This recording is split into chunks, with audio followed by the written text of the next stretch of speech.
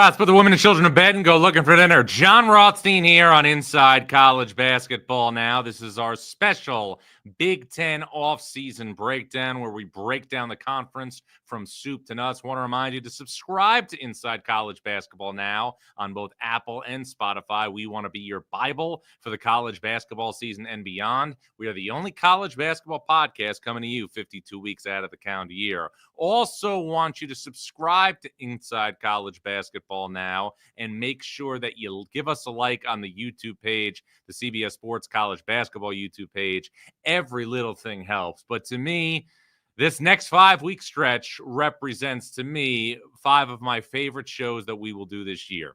Because over the next 5 weeks, we will break down one major conference a week from soup to nuts, as I mentioned, and give you everything you need to know about that league moving forward. Today's focus is on the Big Ten. And with that said, we get to 3 big things. The first thing that we look at entering the Big Ten for the 25-26 college basketball season is it feels like a Final Four or bust type year for Purdue. And I don't see how that sentiment can be argued. If you are Purdue, you have done the ultimate thing in retention. You have been able to retain almost 90% of your scoring from a team that came within inches of beating Houston in the Sweet 16 last March. Purdue returns 86% of its scoring. That includes National Player of the Year candidate Braden Smith and also Fletcher Lawyer and Trey Kaufman-Renn. And those 3 players, Braden Smith, Fletcher Lawyer, and Trey Kaufman-Renn, were all starters when Purdue went to the national championship game with Zach Edey in 2024 and lost to UConn. I've said it before, and I'll say it again. That type of retention is unheard of in college basketball.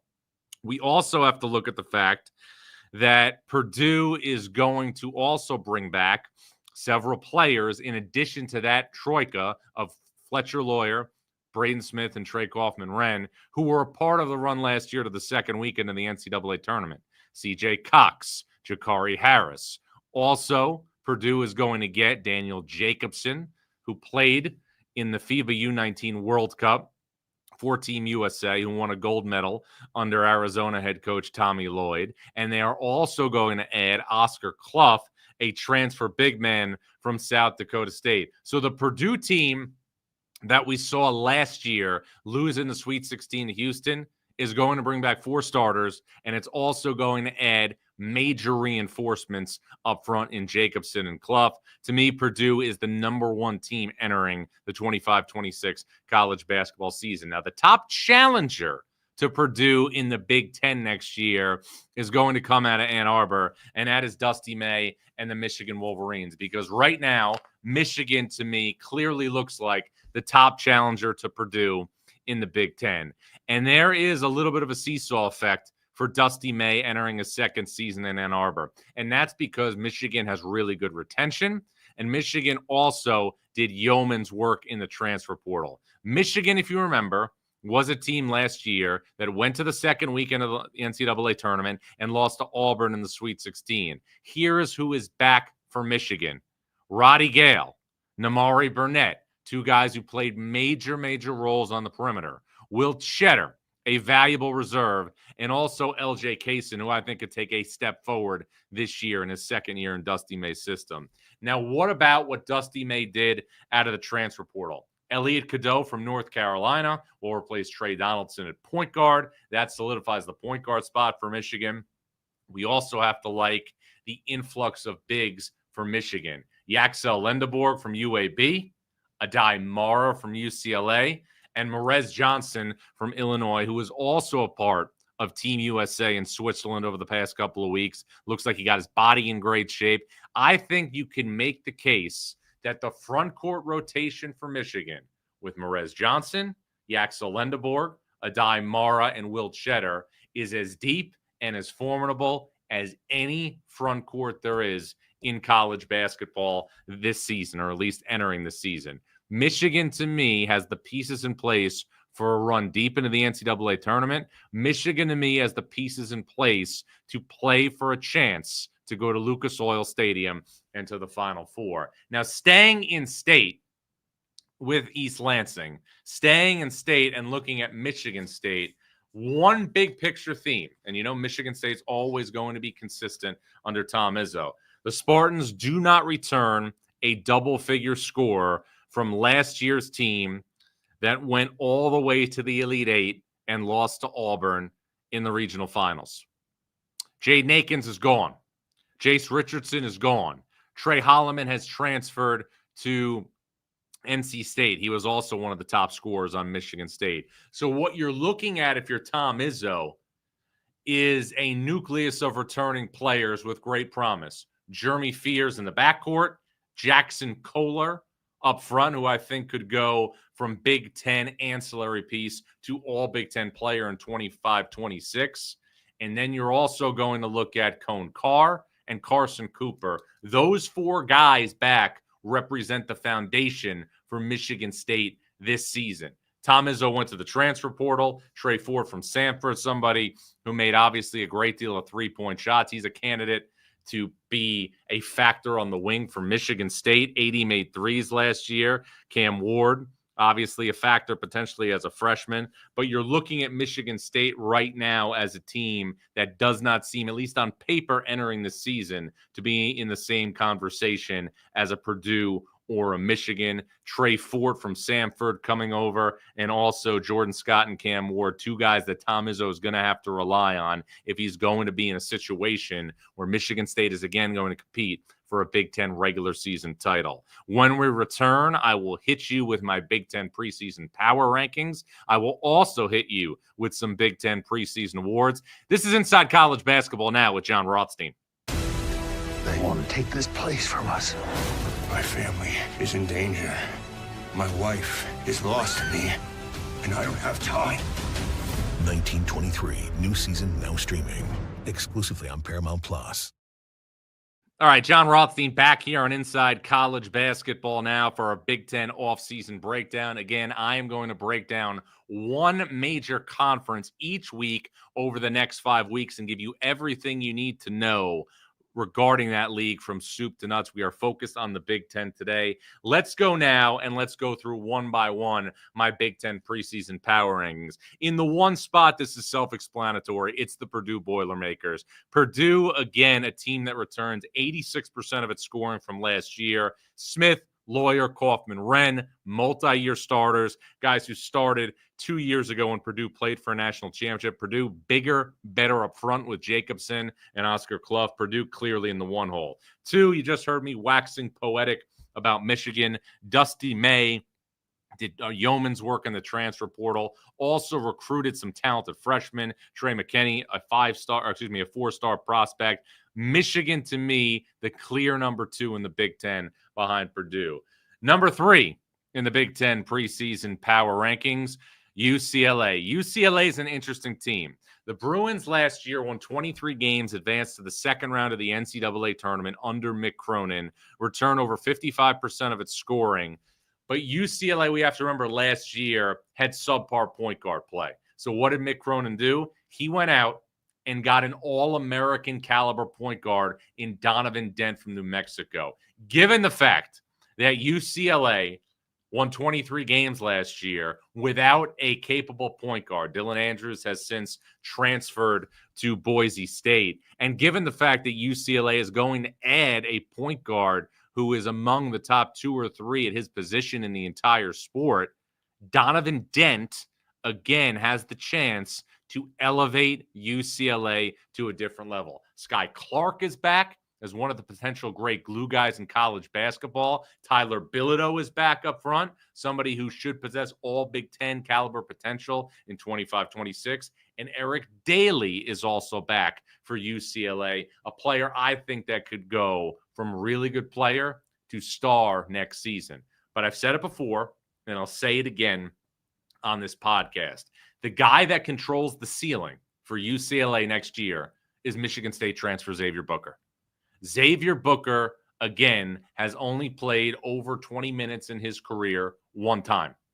It was against North Carolina in the Maui Invitational last year. He had 12 and 7 If Booker gives UCLA 9-6-2 or 10-6-2, UCLA is going to be in contention to be a top 10 team all season long. You look at the other 4 projected starters, Dent, Clark, Daly, Bilodeau. All 4 could be all Big Ten caliber players. Booker, again, playing a different position at UCLA than he did at Michigan State. He'll be a 5-man for Mick Cronin and Westwood. Number 4, and I was really close between Oregon and Michigan State at 4 and 5. I'm going with Oregon over Michigan State at number 4. Jackson Shelstad, Nate Biddle, 2 all Big Ten caliber players. I also think Kwame Evans is in for a breakout year under Dana Altman. There's a lot to like at 1, 4, and 5 for Oregon. There's also major questions for Dana Altman's team on the wing. That is something that, again, is going to have to be sorted out between now and the start of the season. Jamari Phillips is back for Auburn, who also added TK Simpkins from Elon and Devin Pryor from Texas as transfers. Sean Stewart comes in from Ohio State. He's more of a front court piece, though.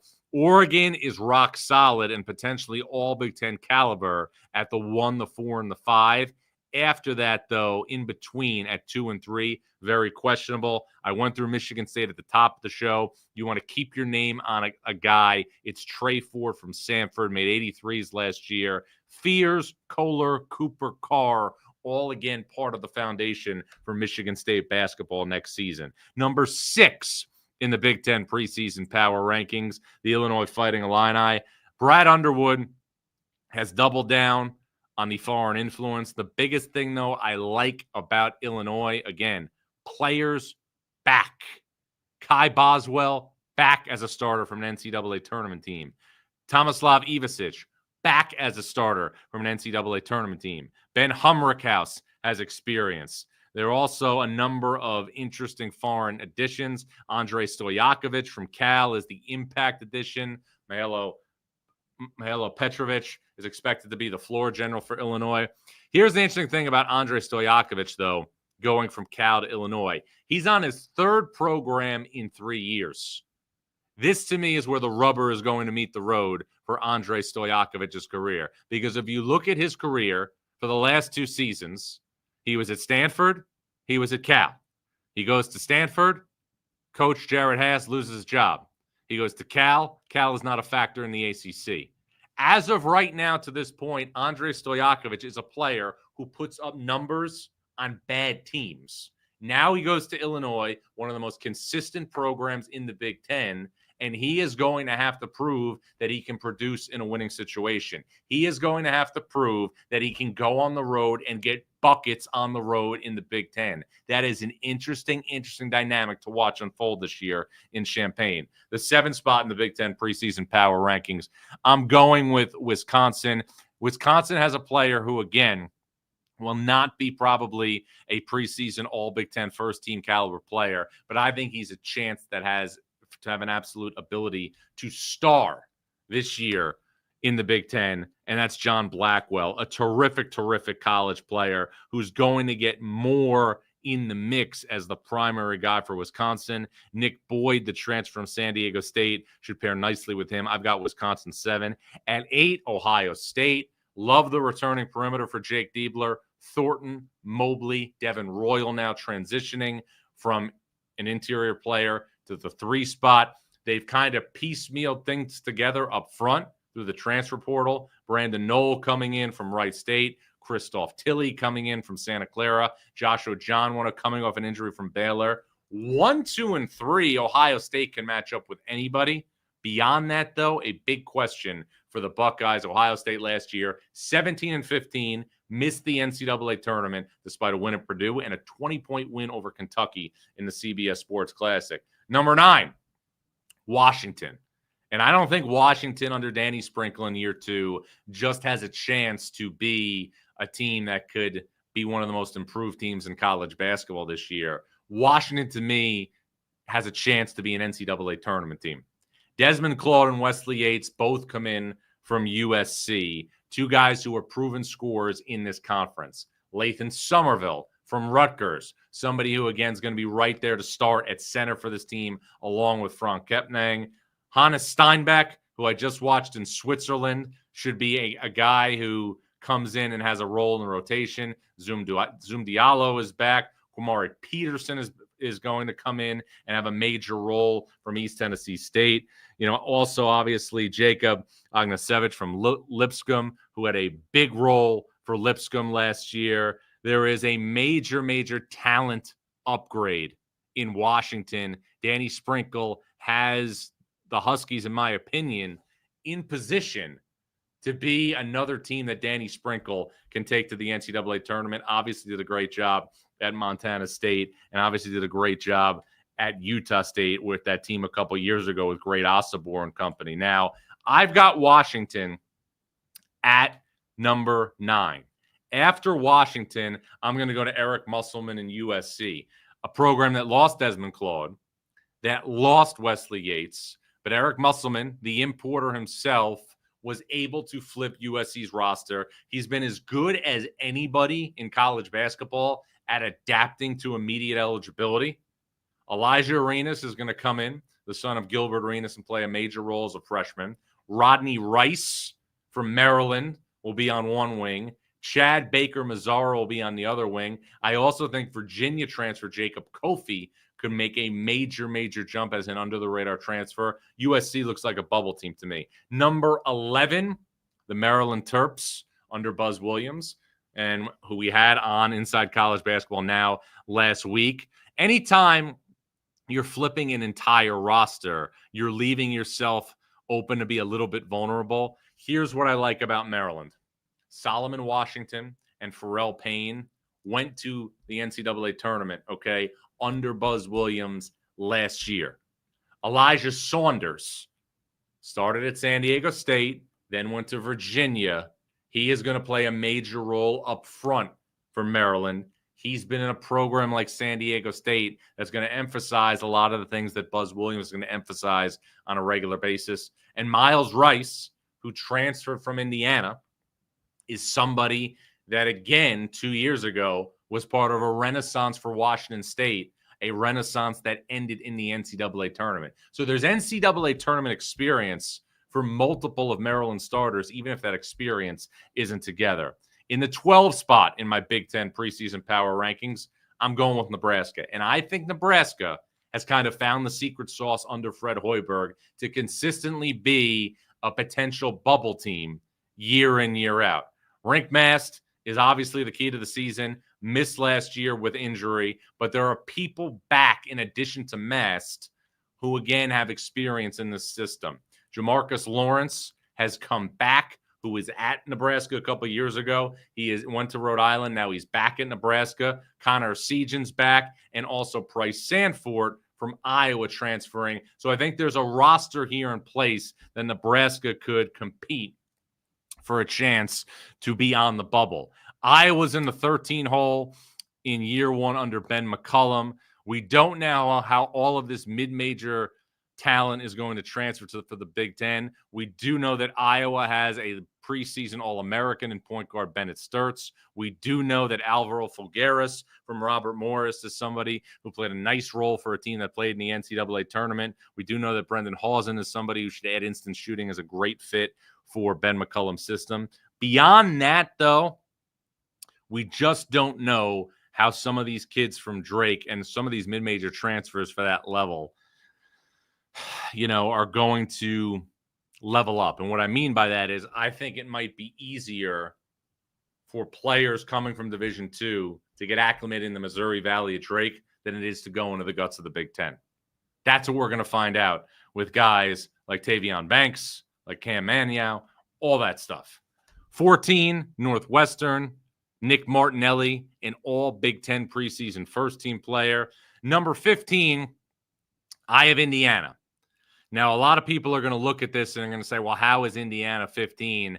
I'm just studying Indiana's roster, and I'm looking at the makeup of things, and I see a slew of players, while productive, who are all coming without a great deal of power conference experience. Now, was Tayton Conaway part of a really good team at Troy? Absolutely. Has winning experience. Lamar Wilkerson put up big numbers. Reed Bailey put up big numbers. Tucker DeVries did great things at Drake and did great things at West Virginia.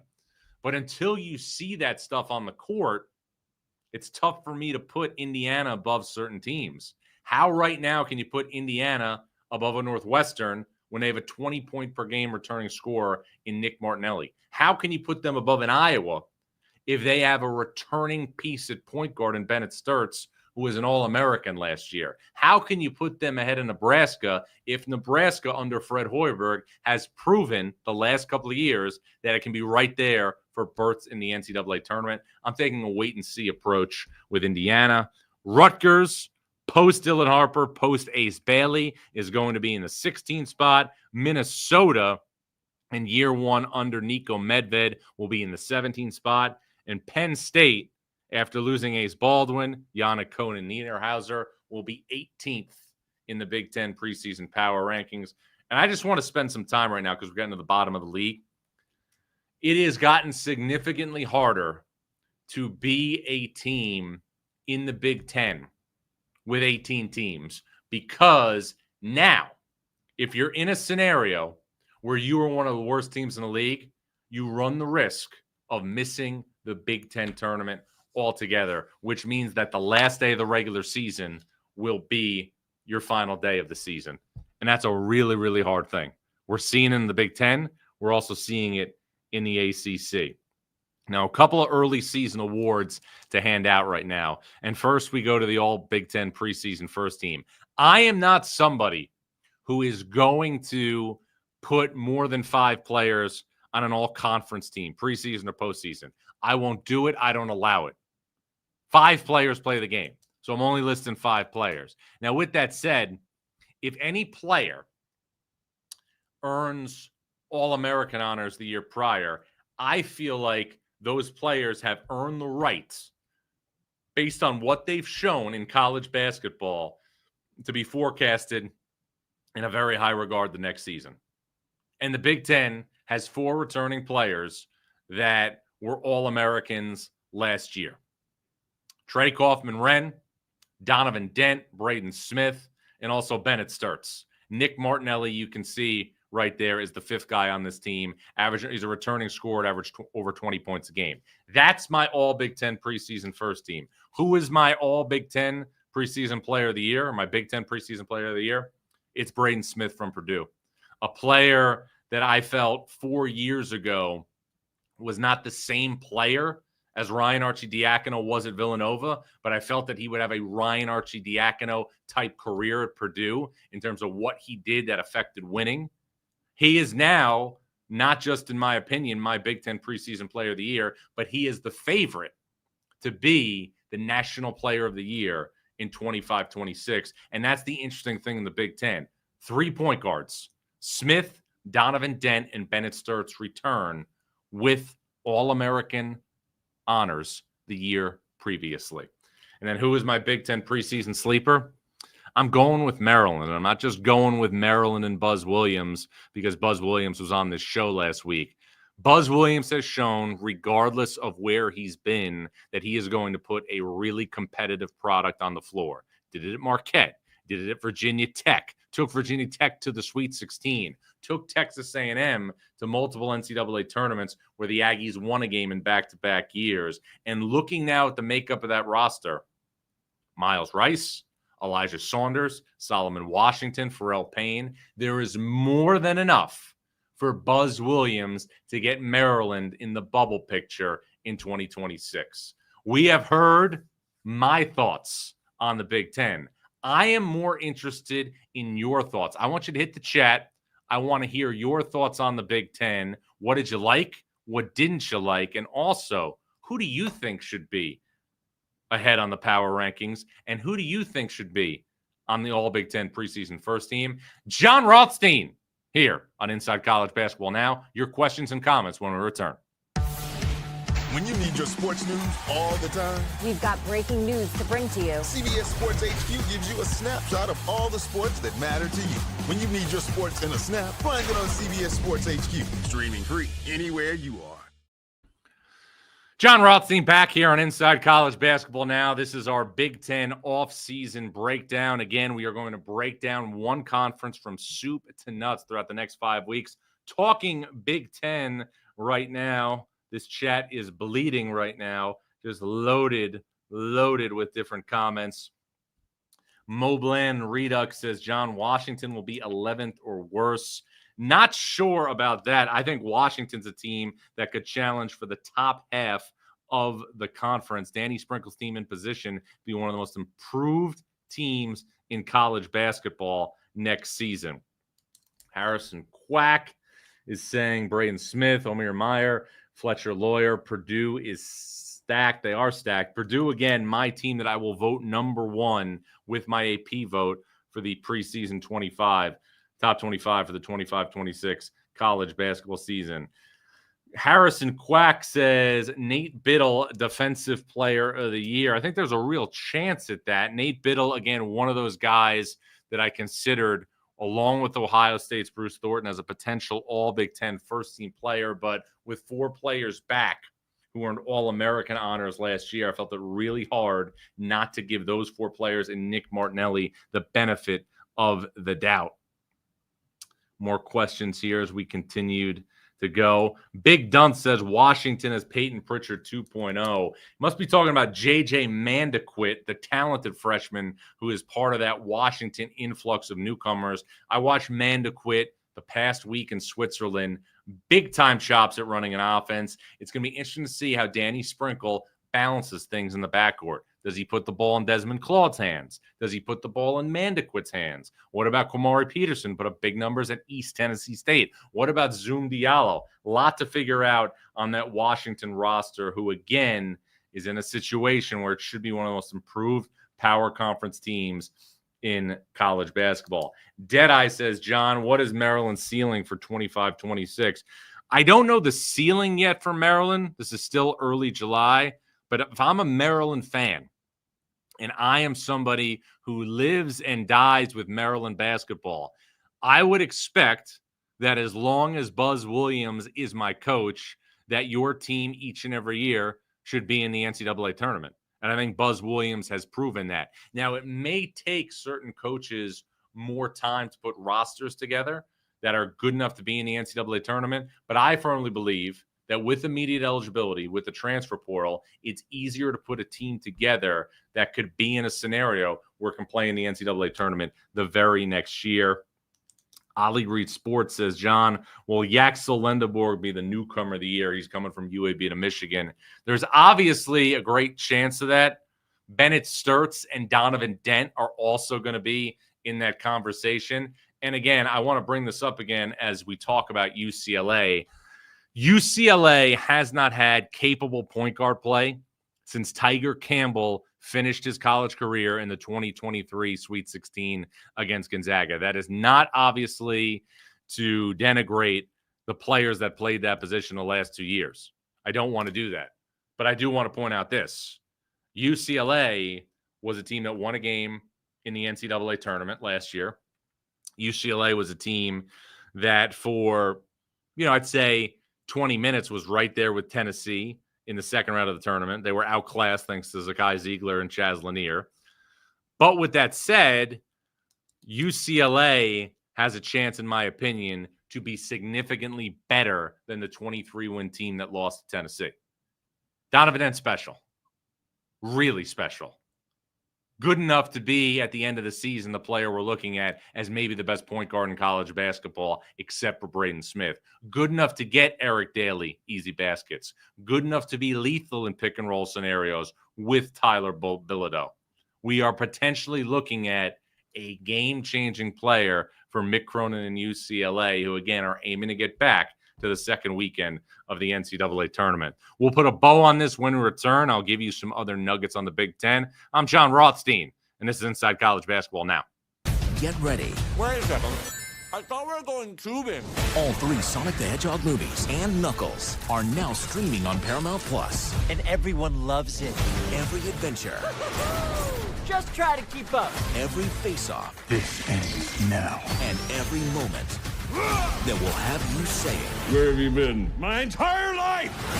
It's showtime! all 3 Sonic the Hedgehog movies and the entire Sonic universe are now streaming on Paramount+.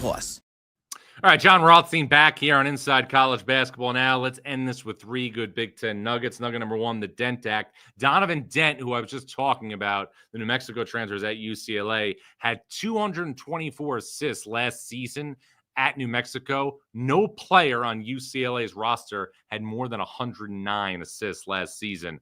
Nugget number 2, winter is coming. Wisconsin was 14-3 last season in games where Nolan Winter scored in double figures. This guy could emerge as a double-figure scorer alongside John Blackwell in Madison next season. Nugget number 3, double-digit bids. The last 5 years of NCAA tournament representation look like this for the Big Ten. 2021 and 2022, 9. 2023, 8. 2024, 6. Last season, 2025, 8. I am curious if whether or not the Big Ten can crack double digits and get 10 teams or more into the 2026 NCAA tournament. But as you know, this is only July. We'll be back with another episode later this week. Again, want to remind you to subscribe to Inside College Basketball Now. We want to be your Bible for the college basketball season and beyond. Subscribe on Apple, subscribe on Spotify. And again, remember, this is only July.